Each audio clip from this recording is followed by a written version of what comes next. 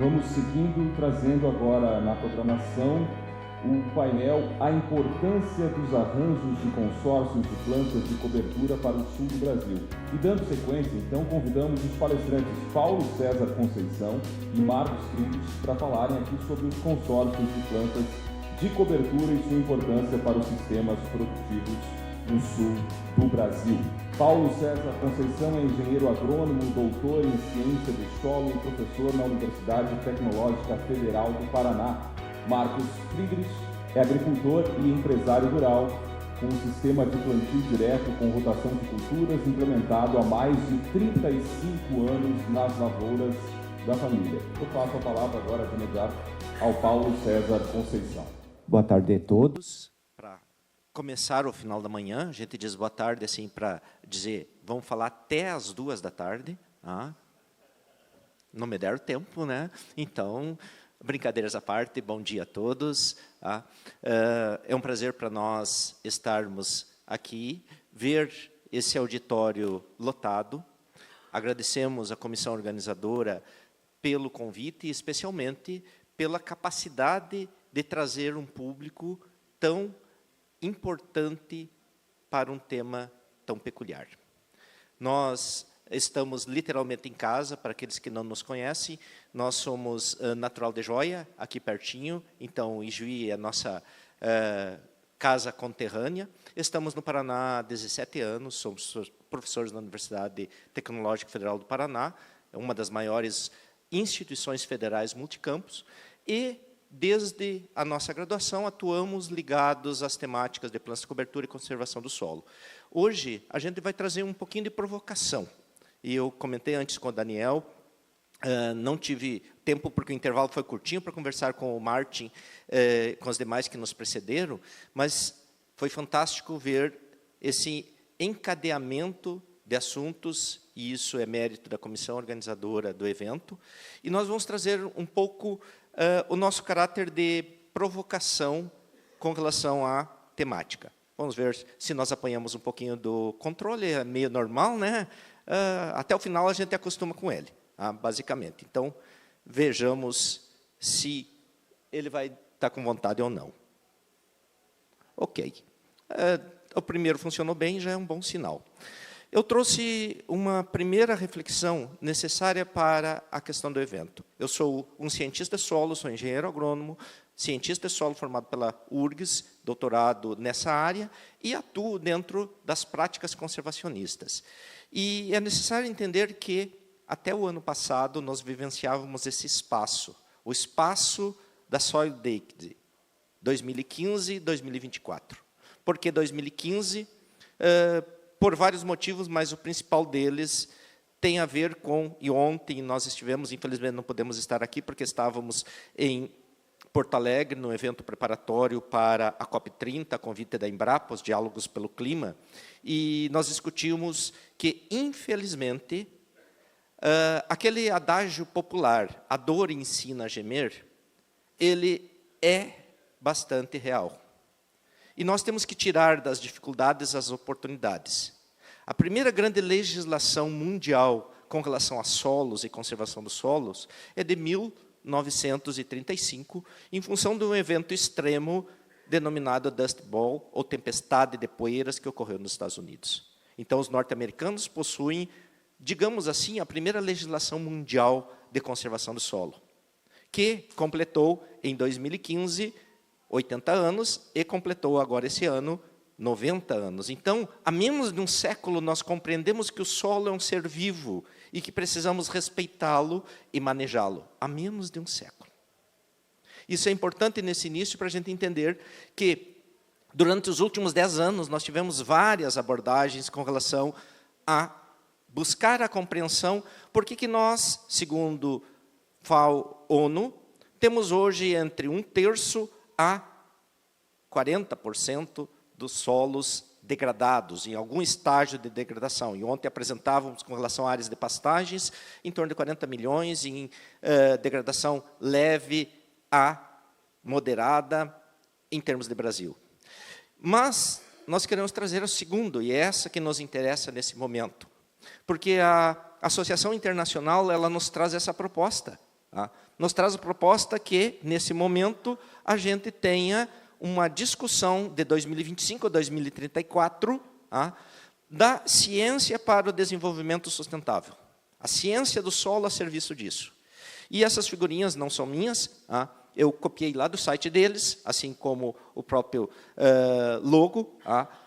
Solos saudáveis para a humanidade. Esse é o conceito. E eles colocam em termos de números, tá? Que menos de 0,02% das publicações científicas entre 2012 e 2019 estão focadas em culturas adaptadas para mudanças climáticas. E os números estão ali para entender. E nós temos lá no final, e eu coloco isso porque nós estamos aí com a discussão da COP30, tá? Que tenta buscar alternativas para aquele númerozinho lá. O tal do 1,5 graus, que nós não devemos ultrapassar, mas que já ultrapassamos em determinados momentos, no ano de 2024 e 2025, com relação à linha base. Isto posto, nós temos que entender que é todo um cenário no qual nós precisamos traçar estratégias. E, dentro disso, a restauração dos ecossistemas ele é preconizado. E para que os ecossistemas sejam restaurados, é necessário que nós tenhamos práticas restauradoras. E práticas restauradoras passam por compreender como que se faz a agricultura regenerativa. Bom, aí eu trouxe um pequeno apontamento do pesquisador do IAC, o Afonso Peste, em que ele tem trazido vários materiais, assim como outros pesquisadores, acerca dessa questão da agricultura regenerativa. Mas eu trouxe essa por achar provocativo o tema. O manejo humano como fator determinante da sustentabilidade agrícola. Somos nós que temos que definir como que nós manejamos a agricultura para que, de fato, ela possa vir a ser auxiliar, agregante ao meio ambiente ou não. Somos nós que definimos, é a nossa tomada de decisão, como disse o Martin de manhã, anteriormente, é a nossa tomada de decisão que define quais as estratégias nós vamos fazer. Então, nós somos, plagiando a frase dele, porque eu gostei, engenheiros e arquitetos do processo. E, sendo isso, nos compete a responsabilidade. E, recentemente, ocorreu na Costa Rica um evento discutindo estratégias. E o Ministério da Agricultura, Pecuária e Abastecimento, o MAPA, ele trouxe algumas estratégias. Então, nós temos, de diferentes focos, de diferentes espaços, estratégias postas. Mas, quando nós vamos falar da temática que nos é cara, nós vamos abordar ela nessas 3 perguntinhas básicas. Para quê, para quem e como. E, como eu disse, ela é uma fala provocativa, trazendo alguns elementos técnicos pontuais, mas ela vai trazer um pouco menos de dados técnicos, até para não cansá-los mais ainda ao final da manhã. E a primeira das questões, nós temos que entender que, sim, nós temos uma agricultura tropical diferenciada.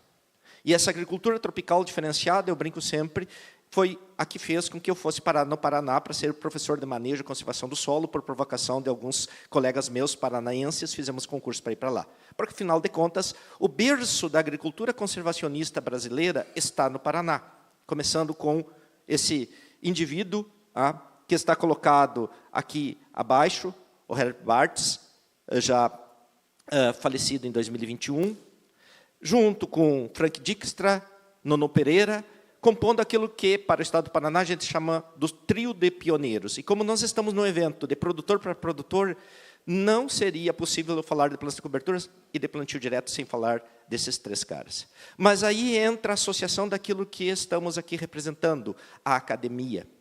E aí eu trago na figura dessas 2 pessoas, acima à esquerda, Ademir Calegari, o maior especialista vivo em plantas de cobertura no Brasil e no mundo.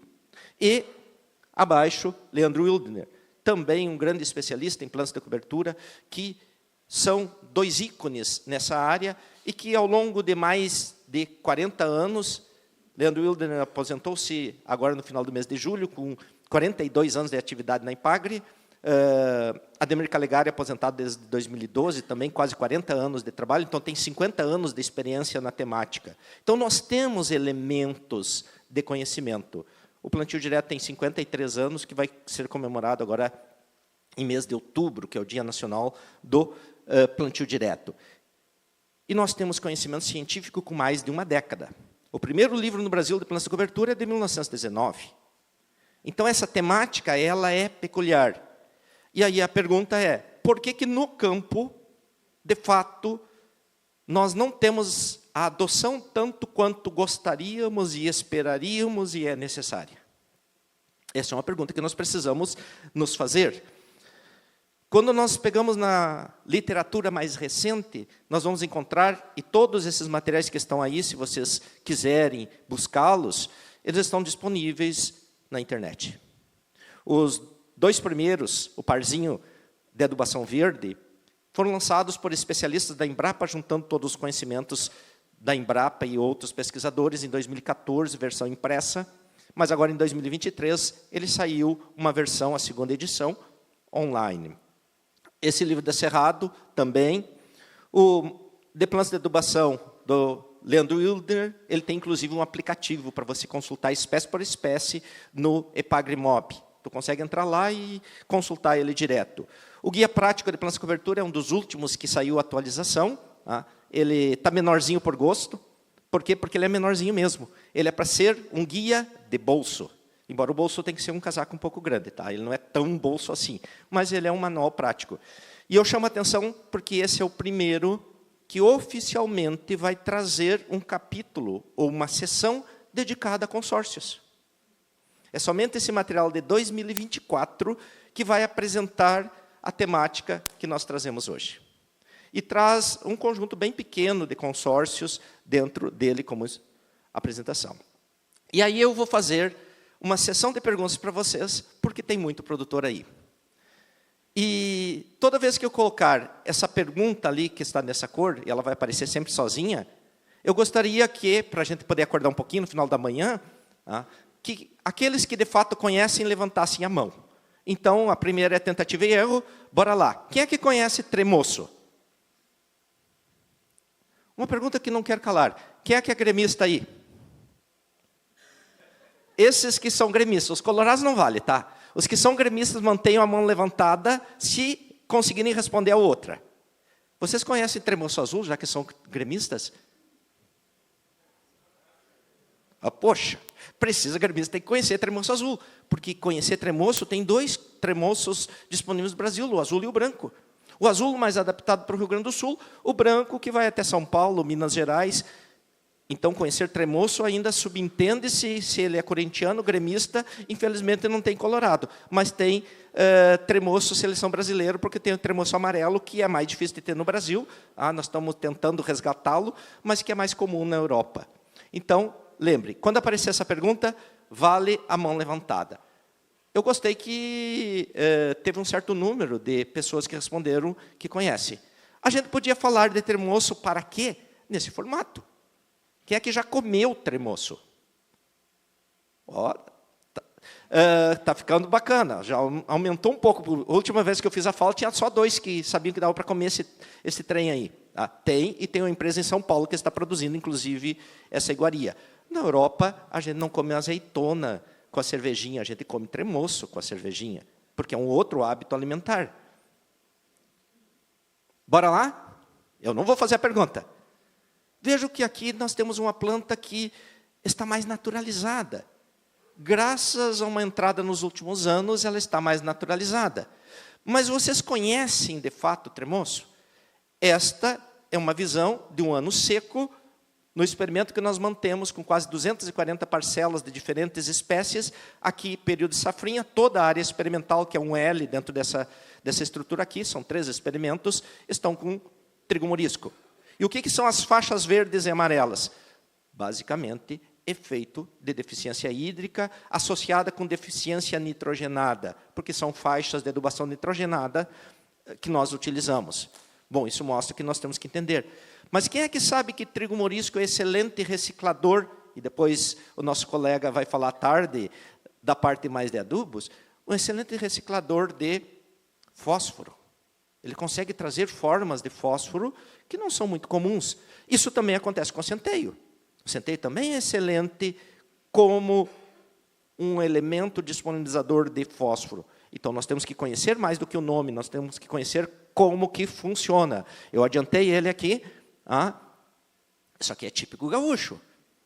Mas qual centeio? O BRS Serrano ou o IPR 8? Perdi, Maico, me socorra. Perdi, fiquei na dúvida se era 83 ou 89, porque ervilha é 83, o centeio é 89. Obrigado. A dúvida é a mãe de todos os conhecimentos. Aqueles que a gente não sabe, a gente busca. Centeio também é fantástico. Mas daí vem a pergunta. Esta aqui não precisa responder. Quem conhece manejo do solo? Para nós falarmos de agricultura regenerativa, nós temos que conhecer manejo do solo. E eu vou fazer esse transecto como pesquisador dentro da área de manejo de conservação. Por quê? Porque muitos de nós nascemos e nos criamos dentro do plantio convencional. E quando eu digo de nós, porque eu já estou com 5.5 e eu sou da geração do plantio convencional dos anos 70, anos 80, ainda no Rio Grande do Sul. E por que ele deu espaço para o preparo moderado aos final dos anos 70? Porque não era possível manejar solos dessa forma. E por que ele cedeu espaço para o plantio direto, ou foi substituído em boa parte das propriedades? Porque ambos não eram viáveis por vários motivos. Então, a gente vai modificando o nosso conhecimento, e esse é natural. E hoje nós falamos muito mais de sistema plantio direto. Mas nós temos que entender o que é sistema plantio direto para nós fazermos agricultura de uma forma adequada. E entender pode ter seus méritos. O que esses indivíduos aqui têm em comum? A resposta já está ali para ajudar vocês. Esses são os caras que saem felizes ou tristes, dependendo do resultado, nessa época do ano, porque saiu o resultado do prêmio SESB, os recordistas de produtividade de soja. Então, a pergunta aqui é a seguinte, eu vou começar bem simplesinha, que é do tempo quando eu comecei a produzir. Quem produz soja aí, mais de 20 sacas por hectare, levanta a mão. O Martin falou antes de 50, mais de 20. Por gentileza, meu Deus do céu. Ou o pessoal não planta soja, está tudo abaixo de 20. Tudo bem que é seca, está danada. Mas, gente, 20 é o mínimo. Era o que se produzia nos anos 70. 1.200 quilos por hectare. E aí a gente subiu. Então, eu vou dobrar a meta. Quem produz mais de 40, levanta a mão. Talvez não tenham compreendido, a minha pergunta ficou capciosa antes. Qualquer valor acima de 20 vale. Beleza? Quem produz acima de 60? Quem produz acima de 80? A galera acima de 80 que levantou a mão já pode concorrer no prêmio SESB. É pré-requisito para concorrer no prêmio SESB, entregar no mínimo 60. E quem produz mais do que 100?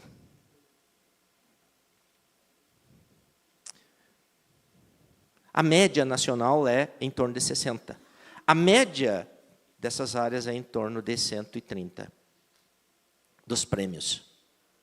Mas tem um indivíduo que produziu isso aqui. Mas ele não é brasileiro, ele é norte-americano, mas isso mostra a potencialidade da cultura. E semana passada, está ali a data, 23/7, na outra semana, aliás, saiu essa reportagem. Brasil pode alcançar 300 sacas de soja por hectare com genômica, genética e inovação. Mas eu fui lá no material e tirei esse quadrinho embaixo, que é o que me interessa.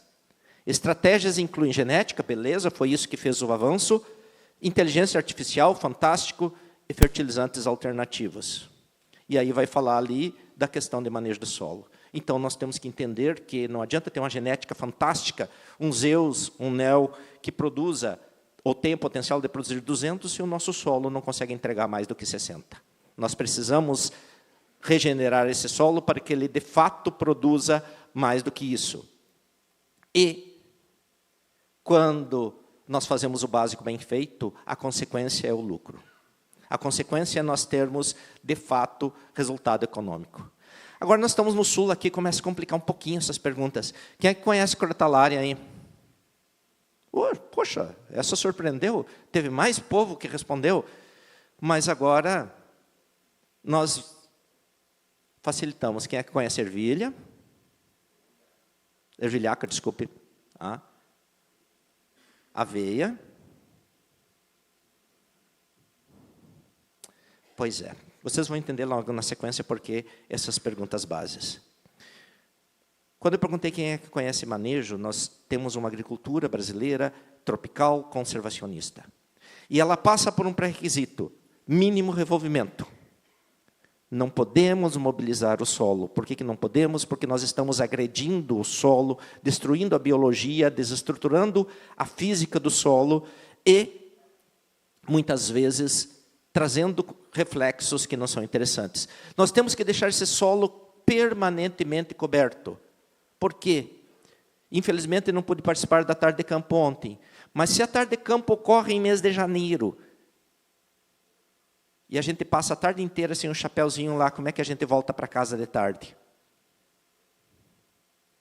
Aqueles que têm pouca menos telha, mais complicado ainda. Ocorre que nós deixamos o solo descoberto e queremos que a biovida resista a esse processo, que haja biologia funcional dentro desse solo que tem extremos no verão que vão de 25 graus a 55, 60, 70 em superfície. Não tem vida. Mais do que isso, nós temos que colocar a rotação de culturas. E quando nós falamos de rotação de culturas, aqui começa a importância de plantas de cobertura dentro do processo. E, finalmente, embora não apareça nos textos atuais, nos chamados pilares do plantio direto, ou de número 4 aqui, lá nos anos 80 ele fazia parte. O tal do MIP, nos anos 80, era um pilar do plantio direto. Onde que nós perdemos o MIP? No momento em que nós entendemos que não valia a pena botar tricoderma, baculovírus e outros organismos, que era mais prático colocar produtos químicos direto. O que nós estamos fazendo hoje? Retomando exatamente esse pilar. E isso é fundamental. Só que nós retomamos esse pilar porque nós começamos a regredir. Nós tiramos o MIP primeiro, depois nós tiramos a rotação de culturas, depois nós tiramos a cobertura do solo e trouxemos somente para o mínimo revolvimento. Quando nós olhamos essa figura aqui, e essa é uma provocação para a gente entender que precisamos compreender o que nos diferencia, a agricultura regenerativa está conseguindo resgatar aquilo que nós já fazíamos. Mas por que ela está conseguindo fazer isso? Porque, infelizmente, nós degradamos. Infelizmente, nós fomos ao pico da montanha e voltamos ao vale, em alguns casos. Muitos ficaram lá no pico, desbravaram e ficaram. Mas muitas voltaram ao vale e agora estão buscando subir de novo o monte, agora com mais informações, com mais conhecimento. Então, eu sempre coloco, quando eu falo do tema, eu coloco esse conjunto aqui. Agricultura degradativa, ou seja, aquela que não preserva o nosso meio produtivo, é uma opção nossa também. E essa opção, ela está presente na agricultura brasileira. E este gráfico aqui de expansão da agricultura brasileira mostra isso. Nós temos aí em torno de 33 milhões de hectares de plantio direto. Desses, lá no cantinho, uma pequena parte é sistema plantio direto, ou seja, faz tudo bem certinho, ou minimamente mais próximo do certo. Se fala hoje em torno de 10% das áreas em PD são SPD. Mas eu me preocupo mais com aquela seta lá do canto. Nós temos em torno de 50% das... Aliás, 2/3 da área, não 50%, um potencial de crescimento de 50% das áreas que preparam o solo ainda. Então, nós temos várias agriculturas e isso é natural. Assim como nós temos vários produtores, vários objetivos. O que nós precisamos entender é como que nós nos valemos daquilo que nós já sabemos. E como eu disse, nós temos um histórico de longa data. E as leguminosas, elas eram, de fato, carros-chefes nos anos 70, 80. Na falta de adubação nitrogenada de qualidade, quem fornecia adubo ao solo, especialmente nitrogênio? O uso de ervilhaca, o uso de crotalária, de tremoço, de outras culturas que têm, como foi colocado para a soja, a capacidade de fixação biológica, basicamente. Por que nós abandonamos isso? pela ótica da simplificação. É mais fácil nós adquirirmos o produto pronto, em dose certa, e colocarmos, do que trabalharmos com processos. Eu planto ervilha, que eu tenho que saber quanto que ela fixa de nitrogênio, pode chover, pode não chover, ela pode fixar menos, fixar mais, pode não chover adequadamente na época de decomposição e assim por diante. Então, nós abandonamos. Então, lá nos décadas de 70, 80, o nosso problema era erosão, o nosso problema era perder solo. O que acontece? Nós tentamos racionalizar, utilizar adubos verdes para isso. Hoje, a nossa preocupação está em bioativação. As plantas de cobertura surgem como uma estratégia para bioativar, uma palavra bonita. Já foi muito bem colocado antes pelo Daniel, com relação a como que isso ocorre. Aumentar a qualidade do solo. Essa é a lógica. E aí, sim, eu fiz uma brincadeirinha antes com o Daniel, eu gostei da dobradinha. Nós, de fato, precisamos dar um gás na agricultura. Então, aí o papel do gás em fazer essa promoção do evento. Se nós não fizermos um upgrade naquilo que nós viemos fazendo, se isso não está dando certo, nós precisamos fazer um upgrade. Antes foi usado pelo produtor a questão da programação do sistema, tem que resetar a máquina, tem que ajustar, tem que fazer uma nova programação. Não dá para se conformar com algo se outros estão fazendo muito melhor. Então, aqui a bioativação trouxe essa proposta. E o que é a ideia da bioativação? É diferentes plantas com diferentes sistemas radiculares, com diferentes potenciais, ou seja, com diferentes características morfofisiológicas. Morfo dentro da ótica de forma e fisiológica de função do organismo. Aí entra os mix das plantas. Como é que eu vou atender todo esse conjunto colocando uma única espécie, como nós sempre fizemos? Escolhemos a aveia por ser resistente, por ser de custo baixo, por produzir bastante semente, por ser prática de manejar, e transformamos ela em a planta de cobertura. Lembrando que existem várias cultivares de aveia. Então, nós também temos que entender ela. E aqui entra um termo novo. Eu uso pouco ainda esse termo. Eu não sou contrário ao termo plantas de serviço.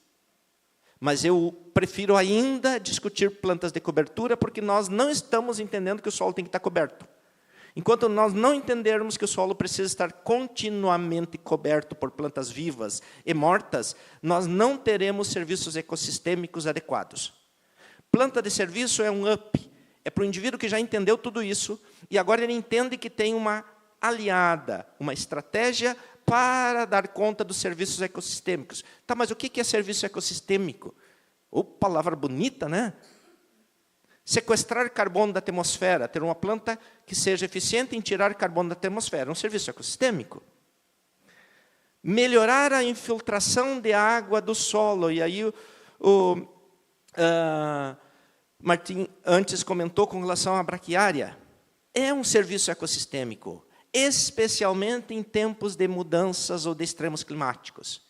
Nós precisamos sair de uma taxa de infiltração da maior parte dos nossos solos na faixa de 30 a 50 milímetros por hora para aquilo que é possível. 120, 130, 150 em áreas agrícolas. Não estamos falando de áreas não antropizadas, porque mata chega a 250.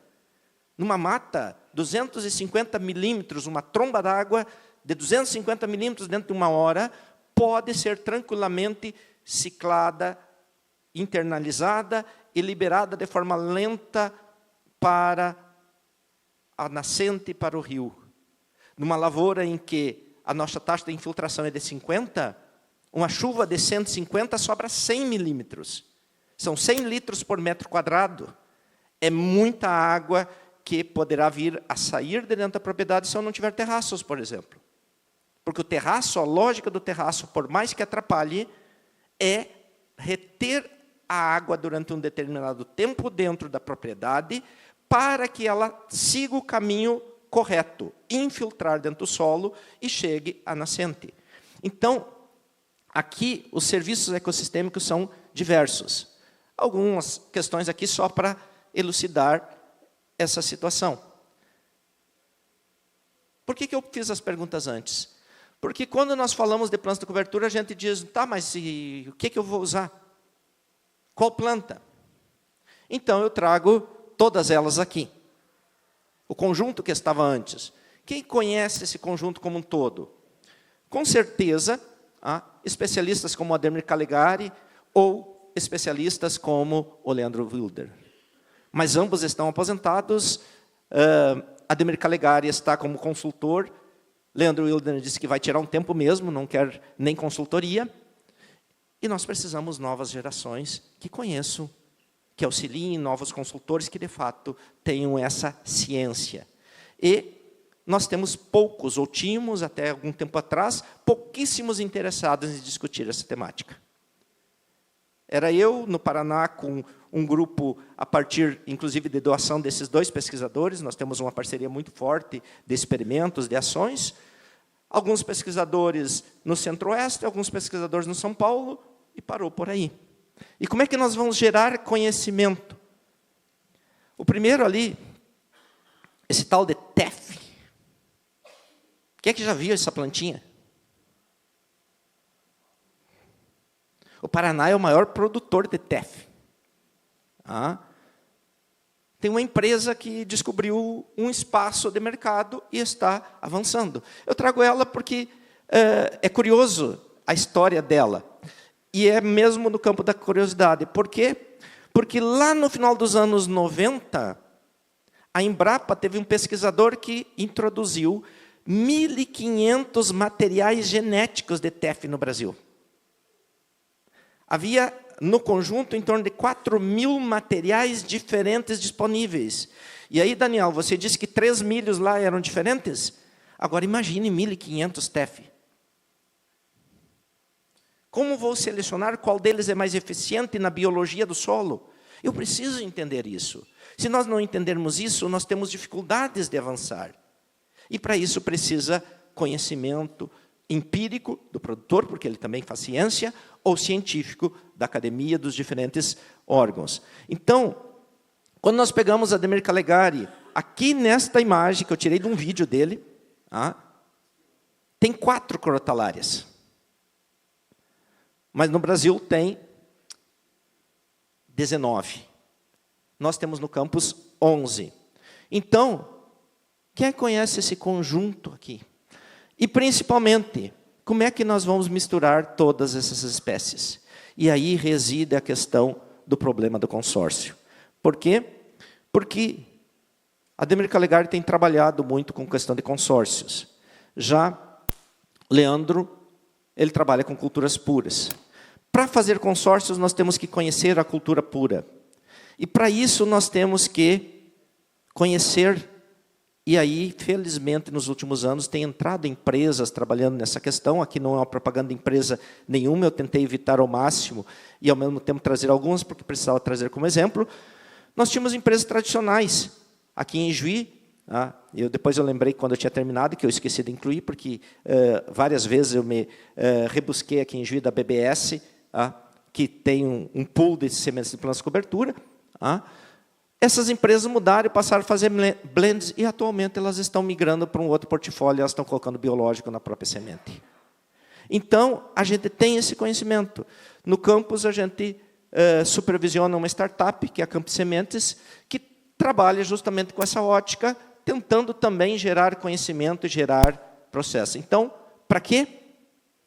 Basicamente, para ter essa migração de perfil aqui, nós nos preocuparmos com biológicos, nos preocuparmos com nutrição, nos preocuparmos com solos funcionais, nos preocuparmos em manejar adequadamente planta tal e compreendermos como é que dá para colocar no meio do sistema. Como é que nós vamos misturar milho com braquiária? Esperar 4 anos para saber que começa a dar resultado e continuar acreditando, Martin. Essa é a grande questão. Para depois de 10 anos ter certeza que funciona. Nós precisamos acreditar na tecnologia. Nós precisamos entender como fazer, nós precisamos entender como semear, nós precisamos desenvolver adaptações, e aqui esse é lá na universidade, ou adquirir adaptações já desenvolvidas aqui a uma empresa para braquiária que produz, saber como controlar, saber o que fazer, saber para quê, como e por quê. Porque senão nós vamos fazer coisas erradas e vamos reclamar. Vamos entender por que vamos consorciar a crotalária com milho. Produzir o milho e produzir crotalária ao mesmo tempo. Poxa vida, fixar nitrogênio no meio do milho. Isso é possível? É. Tem N experiências mostrando, com guandu, com outras espécies. E perceber, especialmente, por que os mix de plantas de cobertura são eficientes. Este é um conhecimento científico que pouquíssimos detêm. A chamada relação interespecífica. Por que a planta solteira tem um potencial de produção e a planta no consórcio supera a planta solteira? Por relações interespecíficas dentro da mistura. Mas nem tudo é alegria. Tem plantas que têm sinergia antagônica. Tu coloca elas junto, uma atrapalha a outra. Eu tenho que saber quem que pode ser ou não pode. Para quê, no final? Agora, para quem? Para o solo. A planta de cobertura é para o solo ser vivo, para os micro-organismos, para o processo. Tá, mas como que eu faço então isso, encaminhando já a nossa fala? Eu trouxe o print de 2 artigos aqui. Um de consorciação de plantas de cobertura, 1, e consorciação de plantas de cobertura, 2. Não vale o Bortoluzzi, que ele vai saber a resposta de cara. Que ano será que foi publicado esse material? Ano passado, provavelmente, porque houve um aumento de plantas de cobertura. Esta publicação, especificamente, é de 2004, tem 21 anos. Mas a pesquisa do AITA, para definir o que está na outra ali, abaixo do como, as combinações, que é uma pesquisa fantástica, o professor Celso Aita, da UFSM, se aposentou agora no começo do ano, depois de 41 anos de trabalho, ela é lá dos anos 90. Nos anos 90, nós já testávamos combinações, mas para testar combinações eu tenho que começar com 10% de um, contra 90% de outro, 20% de um, 80% de outro, 30% de um. Isso dá um arranjo maluco, enorme, uma necessidade de geração de conhecimento fantástica. Ou nós temos que pegar o conhecimento que nós temos e colocar ele dentro de um processo. E, principalmente, nós temos que avaliar. Avaliar a dose de semeadura, avaliar o processo, avaliar e estimar, gerar as curvas de inflexão, gerar a estimativa para dizer, essa mistura funciona. Isso tudo dá serviço. Ou podemos fazer empiricamente, mas dá resultados e dá processos. E, basicamente, nós temos que compreender que o conhecimento ele é fundamental. Então, a gente tem acumulado conhecimento, a gente tem buscado colocar esse conhecimento dentro de publicações, e a gente, especialmente, tem buscado utilizar esse conhecimento para que a gente possa ter um sistema plantio direto que seja um caminho para a agricultura regenerativa. Por quê? Porque o mercado começa a perceber que é importante isso. O mercado começa a pagar pelo diferencial, o mercado começa a valorizar a qualidade, e o mercado está sedento de conhecimento. Nós, no campus, trabalhamos com agricultura orgânica, que tem uma interface com a agricultura regenerativa. É o nosso maior desafio momentâneo. Está para sair agora um artigo, foi aprovado, deve sair no próximo mês, discutindo exatamente isso. E a estudante encaminhou um resumo no evento da Ciência Paranaense no começo do mês de maio. Foi premiado entre os mais de 200, porque justamente trazia algumas discussões novas que têm a ver com a agricultura regenerativa. É um outro viés, a agricultura orgânica? Sim, ela tem suas peculiaridades, assim como a agricultura regenerativa tem. Mas, para isso, precisa ciência. E é por isso que a gente tem corrido atrás de recursos financeiros. Nós tivemos a aprovação recente de um projeto junto à FINEP para discutir a agricultura orgânica em sistemas agrobioalimentares. E temos parceria com a Gebana, que está aqui, para desenvolvimento de máquinas para isso, para poder trazer esse diferencial. Nada sai do acaso. É preciso investimento de pessoas, dedicação de pessoas, de grupos que pensem, e é por isso que a agricultura regenerativa ela precisa desse padrão, para que a gente tenha equipamentos, tenha tecnologia, tenha conhecimento e tenha especialmente a possibilidade de fazer diferencial. E para fazer esse diferencial, nós precisamos entender. E estamos, hoje é dia 8, há 10 dias de sair o resultado de um outro projeto, e esse eu sintetizo a minha fala final. Por quê? Porque nós estamos criando um centro de agricultura regenerativa dentro do campus, estamos buscando recursos fora, para quê? Para envolver N profissionais. Aqui tem 78 pesquisadores, 45 projetos diferentes, para quê? Para que a gente possa divulgar isso, possa gerar esse conhecimento e possa, enfim, dizer, plantas de cobertura, elas são fundamentais. Para que a gente possa ter um sistema plantio direto de qualidade, nós precisamos conhecer isso. A agricultura regenerativa é uma estratégia fundamental para a agricultura de processos e não de produtos. E, principalmente, a agricultura do futuro ela vai ser tão verde quanto nós conseguirmos fazer a partir disso. Então, nós agradecemos a comissão e, especialmente, o recado que nós queremos deixar é: não se faz nada sem pessoas. Então, cada um de vocês que está aqui é parte da agricultura regenerativa e desse novo momento, e especialmente o produtor é a parte mais essencial. Por isso é importante essa interface e a presença do produtor junto. Obrigado. Obrigado ao professor Paulo César pela explanação. Aqui no painel, a importância dos arranjos de consórcios de plantas de cobertura para o sul do Brasil. Eu já convido o Marcos Friedrich, agricultor e empresário rural, trabalha com sistema de plantio direto com rotação de culturas, implementado há mais de 35 anos nas lavouras da família, e faz agora a sua explanação.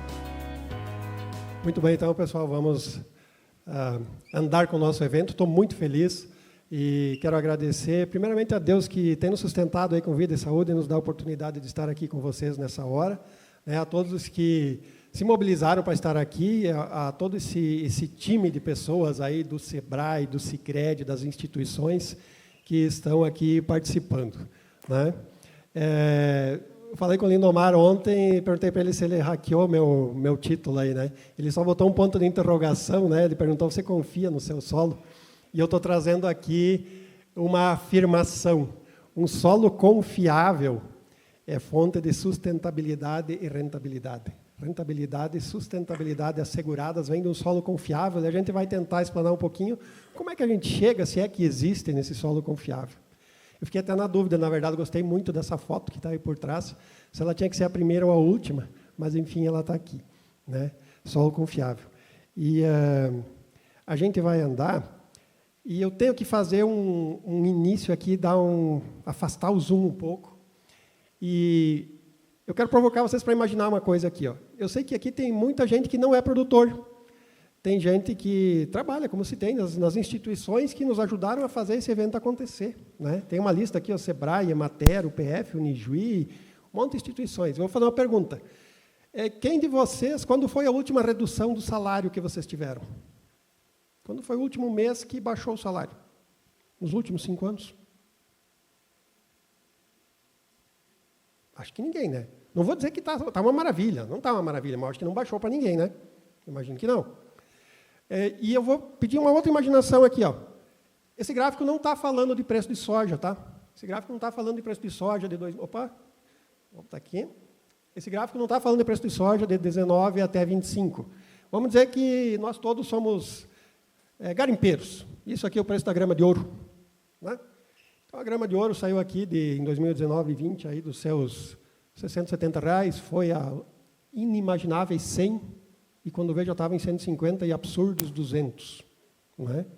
E depois voltou para 150 e já faz uns 2, 3 anos que está em 120. Né? E agora esse outro gráfico aqui é os mineiros gaúchos, os garimpeiros gaúchos. Né? Quanto ouro nós tiramos da terra nesses últimos anos? Né? E nós estava, barbaridade, esse passador aqui dá uma canseira, gente. Misericórdia. Misericórdia, ele é nervoso. Olha só. Aqui os garimpeiros gaúchos estavam numa crescente de extração de milhões de toneladas de ouro aqui. 2020 deu um tombo, 2021 deu um pinote. 22, quando a grama do ouro foi nas nuvens, eles quase não tiraram ouro. Nós não tiramos ouro da terra. Valia uma fortuna, mas nós não tínhamos. Né? 23 melhorou um pouco, 24 foi bacana de novo, mas aí o ouro já tinha baixado a cotação, né? 25 se foi de novo, né? E aqui é o custo ali dos materiais que a gente precisa lá para o nosso garimpo, né? Todo o material que a gente precisa, um monte de coisa lá, aquelas máquinas, caminhão para arrancar terras e cavadeira, toda aquela coisa arada. Lá, quando o preço da grama do ouro explodiu, o custo dos insumos explodiu também. Depois já deu uma baixada, mas muita coisa ainda não baixou, né? E eu quero voltar para ontem de noite, quando foi falado em complexidade. Para defender um pouquinho o nosso lado como produtor rural, a gente tem que lidar com isso aí, né? A gente não tá garimpando ouro, mas um saco de soja a gente não põe preço nele, né? O mercado diz quanto vale e a gente tem que se virar. E muitas vezes o mercado joga para baixo. E às vezes a gente está correndo... Assim, ó, esse SESB, né? Esse SESB mexe com a vaidade do produtor, né? Cara, mas qual é a lei mais básica da economia? Quanto mais você oferece um produto para o mercado, menos valor esse produto tem, né? Esse é um fundamento econômico. Então, a gente tem que parar para pensar um pouco nisso. Será que nós estamos trabalhando a nosso favor com essa corrida insana para produzir cada vez mais?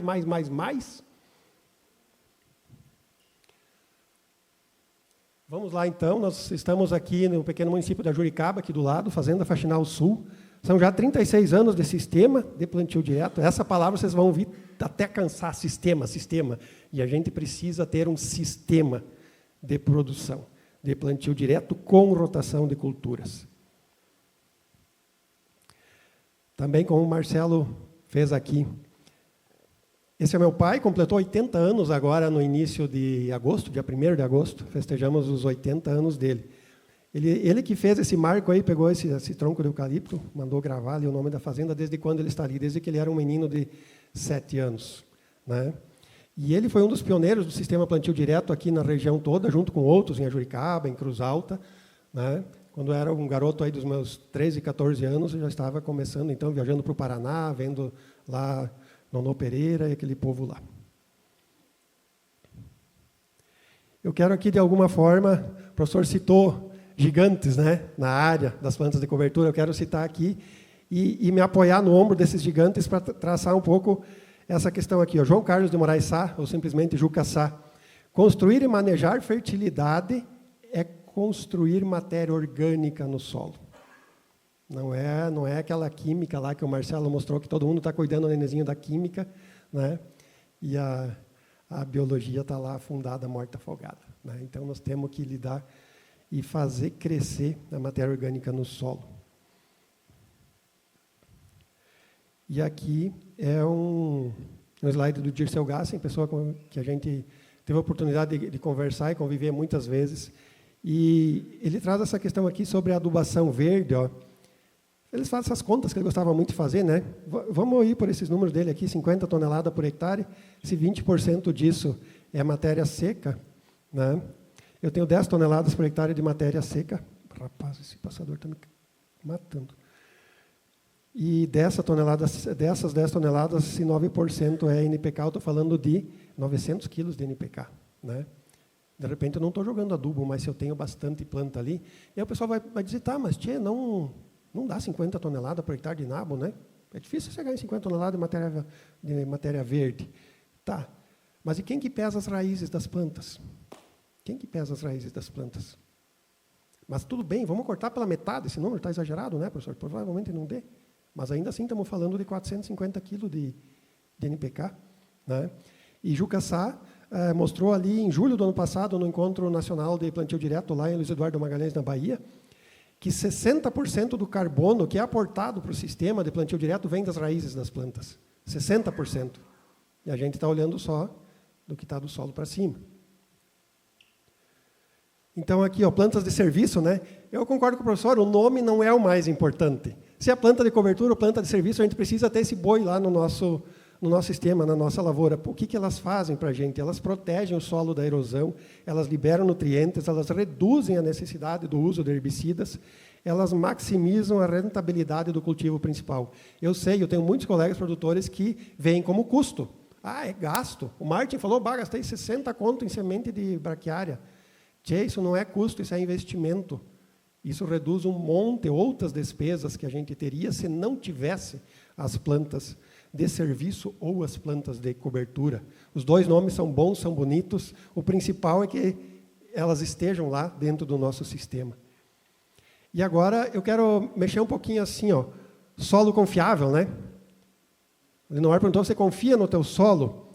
Isso aqui é uma foto triste de ver, é de chorar. Isso aqui aconteceu na nossa propriedade, está ali a data da foto, 12 de 2015.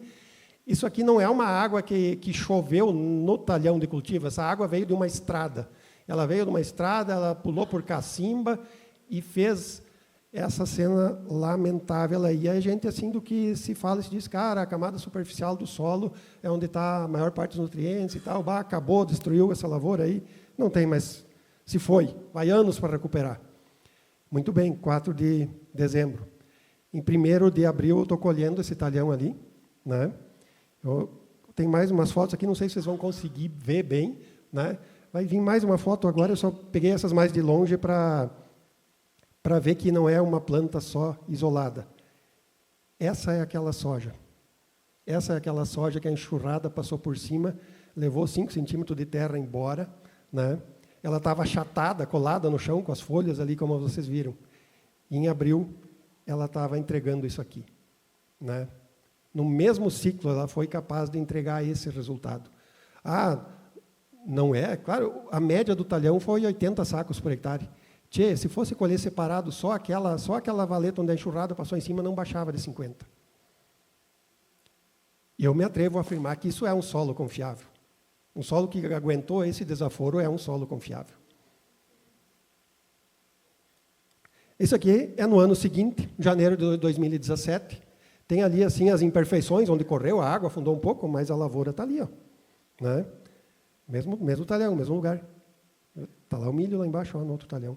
E em abril de 2017 a gente estava colhendo ali. Este solo é confiável. Por quê? Olha o jeito que está a raiz aí da soja. Não tem raiz dobrada, não tem raiz curvada. A nossa argila ali é violenta. É argila aí pesadíssima. Mas a soja meteu a raiz aí e bem, né? Aqui está o pessoal que fez essa mini trincheira, estava limpando essas raízes aqui, ó. Jackson Fiorin, da Fundacep, Edemar Streck, da Embrapa. Nós já temos tido alguns trabalhos em parceria com a Embrapa, já de alguns anos atrás, né, em outros programas de conservação de solo e água, né.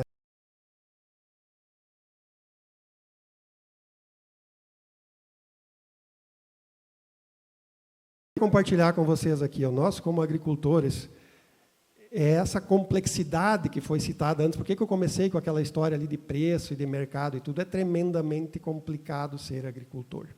É muito complexo. E a gente tem que conhecer muita coisa.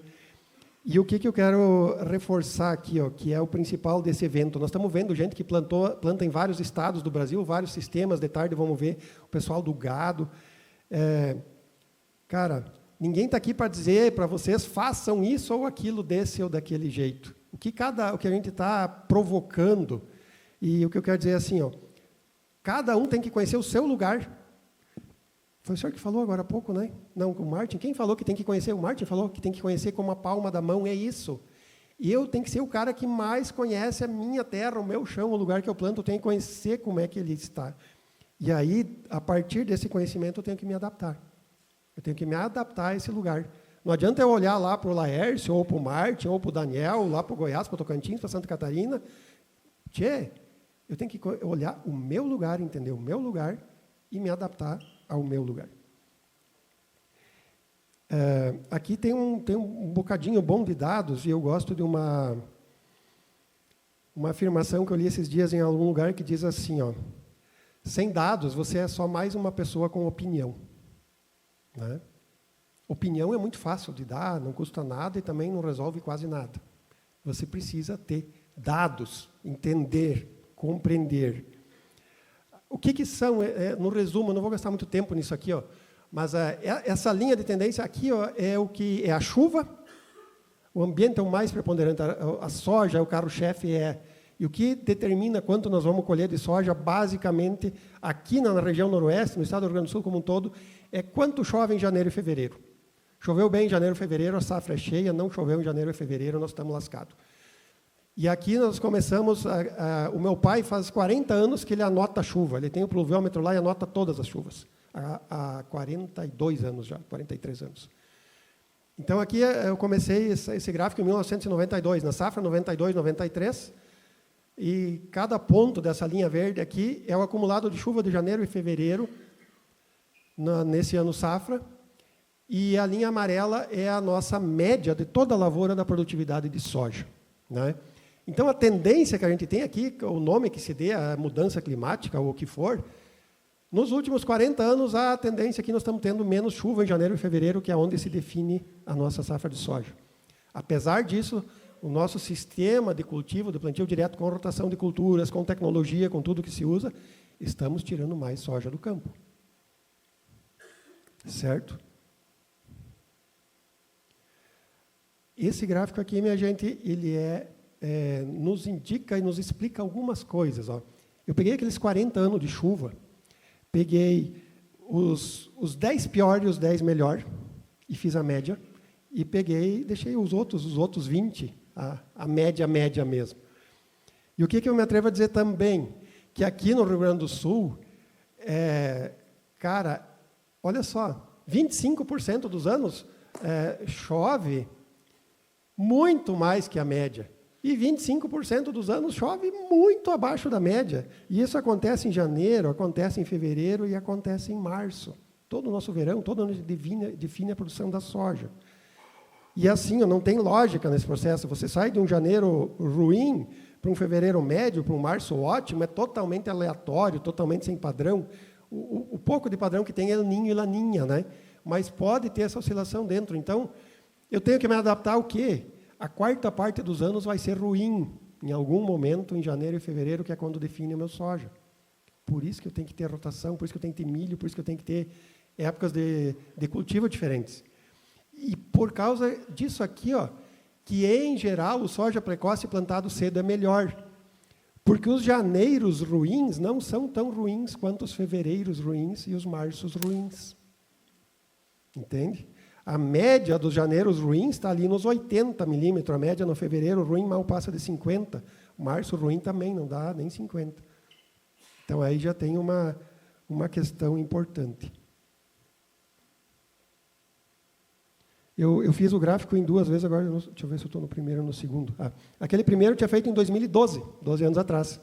Esse aqui eu fiz agora até 2025. Passou 12 anos, não mudou nada, só os janeiros ruins ficaram piores, ficou mais curtinho, mais para baixo o janeiro ruim, né? Então, segue a mesma lei, a mesma lógica.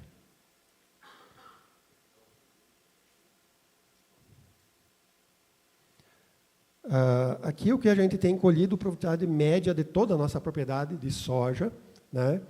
E eu busquei um parâmetro que a gente pegou com o professor Elmar Floss. O que é alta produtividade? Muito tem esse bordão, alta produtividade, alta produtividade. 70 sacos pode ser, ok. Então, aqui, cada ano safra, quantos % da nossa área de cultivo produziu mais que 70 sacos? E no vermelho, quantos % da nossa lavoura passou dos 80 sacos? O senhor perguntou antes, quem colhe mais de 80? Aqui no Rio Grande do Sul é complicado, né? Você pode colher mais de 80 num ano e 20 no outro, né? O mesmo manejo, você vai agregando conhecimento, experiência, mas o clima te derruba, né? Então, é aquela história lá do começo. O preço, nós tivemos preço aqui em 22, 23, nós tivemos aqui um período de quase 3 anos com soja acima de 150, mas nós não tivemos produção, né? Nós não tivemos grão, ou tivemos muito pouco grão em frente a esse custo crescente, né? Então, isso aí é a realidade, temos de nos adaptar a isso. E por que eu estou mostrando isso também? Porque mesmo é uma propriedade de referência, é um plantio direto, faço tudo o que tem que fazer. Sim, faço tudo o que tem que fazer, que dá para fazer, e estou tentando melhorar cada vez mais, mas ainda assim o clima bate e a gente sente, né? A quebra vem e vem forte. Cara, isso aqui é de muitos anos, essa foto, mas assim, se alguém ainda não acredita no que a cobertura do solo faz, no que a palha é capaz de fazer, isso aqui é uma resteva de soja, ficou parada. Olha o tamanho e a quantidade de buva onde não tem palha de soja e olha meio metro do lado onde tem uma boa camada de palha de soja. Não é nenhuma planta de cobertura. Aí o pessoal que entende de herbicida, aí quanto custa para matar essa buva aqui e quanto custa para matar essa buva aqui? Né? Quanto essa interfere num próximo cultivo e quanto a outra interfere?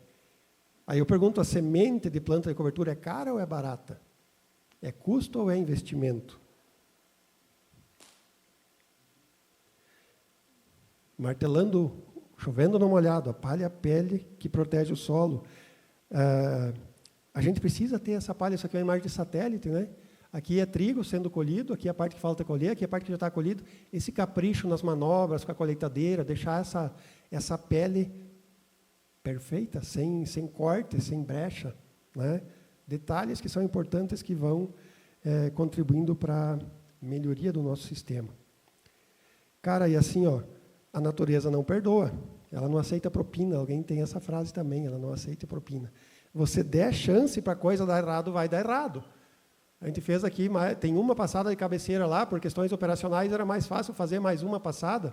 Veio esse ano aqui que choveu a chuva de um ano em 90 dias, o plantio está em nível, os toquinhos estão segurando, mas você oferece um caminho para a água, ela aceita, ela vai atrás.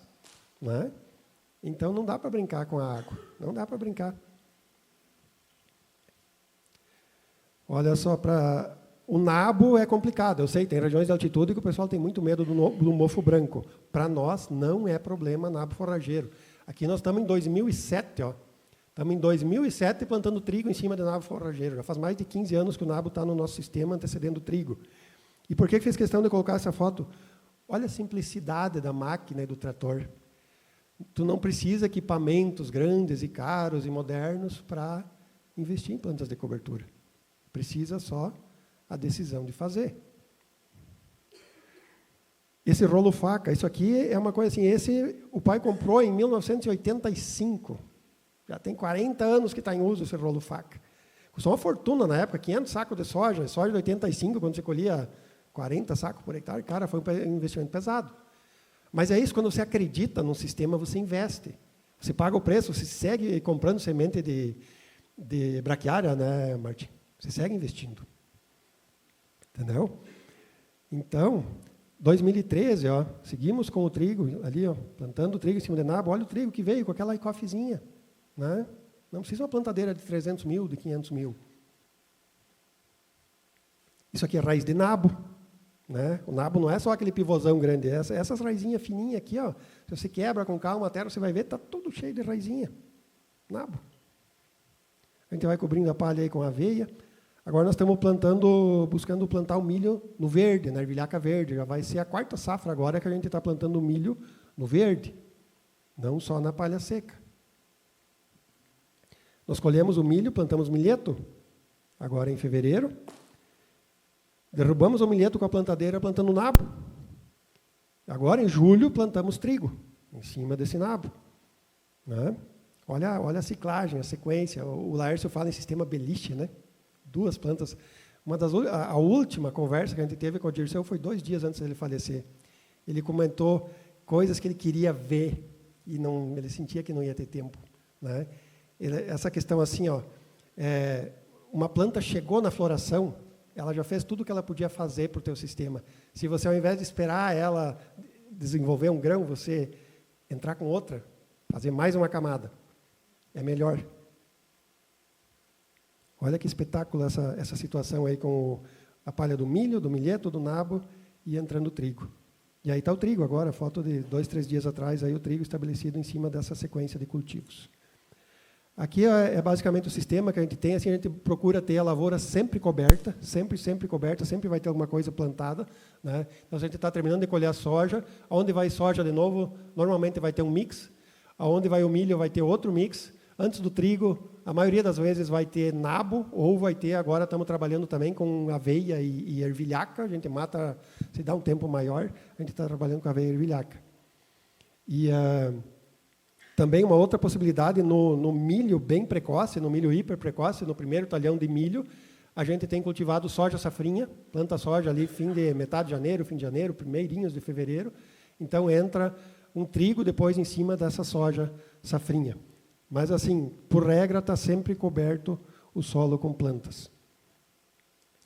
Aqui eu quero comparar um pouquinho essa questão, então, da agricultura que se faz tradicionalmente e dessa nova forma de cultivar a terra regenerativa ou agroecológica. Esse plantio direto que tem muito por aí, infelizmente, em cima de resto cultural, né? É o que sobrou da planta que eu plantei, eu tenho que colher grão. Eu ouço muito gente dizer, eu preciso produzir grão, eu tenho que colher, eu tenho que fazer dinheiro. Daí eu só planto em cima do que sobrou daquele meu objetivo de tirar grão. E mais tecnologia acaba sendo um sinônimo de mais adubo e mais químicos. Eu só olho para a renda no curto prazo, tenho mínima rotação de culturas, eu sou extremamente dependente de insumos de fora da porteira. E tenho cada vez mais problemas com ervas e pragas resistentes, ou de difícil controle. Esse é o retrato da nossa agricultura tradicional, né? Se eu vou olhar para uma agricultura regenerativa, eu vou mudar um bocado o meu enfoque. Eu vou ter um plantio direto em palha, seca ou verde, eventualmente. Não é só resto de cultura, não é palha. Eu estou preparando uma antecessora para a minha cultura principal. Mais tecnologia pode ser, muitas vezes, menos insumo. Eu estou usando mais conhecimento, conheço com mais profundidade o meu solo e o meu sistema, e eu sei que eu posso usar menos insumo. E não vai ser prejuízo. Meu foco está na sustentabilidade do sistema. Eu uso intensamente a rotação de culturas. Uso insumos regionais, calcário, pó de rocha, comunidades isolados de micro-organismos, extrato pirolenhoso, não estou dependendo de tanta coisa cotada em dólar, com frete de navio, que vem do outro lado do mundo, eu estou usando as coisas que estão perto, que não tem tanto custo. Aqui outro gráfico do Dirceu Gassen, questão de supressividade biológica. Essa fotinho maior, aí, esses coró mortos, são eu coletei eles naquela ervilhaca que a gente plantou milho ano passado. E eu amo essa foto, gente. Isso aqui, a gente estava lá na mata, coletando material para nossa comunidade de micro-organismos. Vocês observem, são ectomicorrizas, né? São organismos que se associam nas plantas. Essas folhas aqui, ó, a folha ainda está inteira, ela caiu faz poucos dias da árvore onde ela estava presa, e já tem um braço de um fungo ali, ó, colado nela, absorvendo alguma coisa ali, trocando com a raiz talvez da mesma árvore, talvez de outra árvore. Aqui está o mesmo tipo de organismo num sabugo de milho, lá na nossa lavoura. E aí a gente tem essa engrenagem toda trabalhando junto, a química, a física e a biologia, sendo a maior, a mais forte, a mais importante. Aqui outra foto também, ó. Isso aqui é lá na mata, um tronco enorme aí, sendo devorado aos pouquinhos pelos micro-organismos. Aqui, de novo, aquelas ectomicorrizas. E aqui é dentro de um torrão na lavoura, os restos da palha aqui sendo envolvidos por esses micro-organismos decompositores aí de matéria orgânica. Esse é um toquinho de soja que a gente fotografou esses dias, mesma coisa. Eu sempre uso tricoderma, os verdinhos tricoderma. Aí é da nossa lavoura também, a cigarrinhos, cogumelo, enraizamento do milho, também na nossa lavoura. Finalizando aqui, vou compartilhar um pouco uma coisa que a gente fez esse ano, um ensaio que a gente fez na soja. Olha só, isso aqui é uma parcela, isso aqui é testemunha, isso aqui é outra parcela, aqui é vendo testemunha e parcela uma do lado da outra, aqui é testemunha e parcela uma do lado da outra. O que é a testemunha? Sem adubo. Parcela 1, parcela 2, um pouco de adubo. Tinha outras parcelas com mais adubo, bem mais adubo. Qual é o resultado? Ali nas colunas está o resultado da produtividade da soja em sacos por hectare. Essa soja ali, vocês viram na ocasião da foto, era soja com potencial para mais de 70. Nós tivemos um sol violento em março, nós tivemos altíssima temperatura, a soja toda ficou um chumbinho. O adubo não resolveu. O adubo não fez essa... Aqui é doses menores de adubo, o laranja é o sem adubo, a produtividade. Aqui as duas doses maiores de adubo, que me custaram quase 10 sacos de soja por hectare em adubo. Aqui me custou 5 sacos de soja por hectare, aqui me custou um pouco menos de 5. Aqui é os sacos por hectare líquido. Ó. Eu peguei a produção, tirei o custo por hectare em sacos de soja da dose de adubo que eu apliquei, e então o meu líquido. Sem adubo deu o melhor resultado. Como o Daniel falou, de repente, se eu começasse com esse gráfico, eu dizia conta de mentiroso. Por isso eu contei que tem uma história por trás desse gráfico. Tem uma história por trás. Não caiu de paraquedas esse resultado, mas é o resultado que a gente teve agora nessa última safra de soja. As plantas de serviço são o alicerce de um sistema de cultivo sustentável. Eu não estou perguntando, estou afirmando com base na nossa experiência e em muitas outras experiências que a gente vê por aí. Por quê? Porque elas são parceiras perfeitas para os micro-organismos benéficos. A gente viu lá nas biofábricas, lá no Marcelo, ontem, não adianta eu ir lá comprar o melhor biológico, ou multiplicar, ou botar uma super fábrica toda isolada, com zero contaminação, como o doutor Lindomar colocou, e aí eu ponho esses bichinhos para morar numa favela, que é um solo, um sistema sem rotação, sem condições de dar sustentação para aqueles micro-organismos.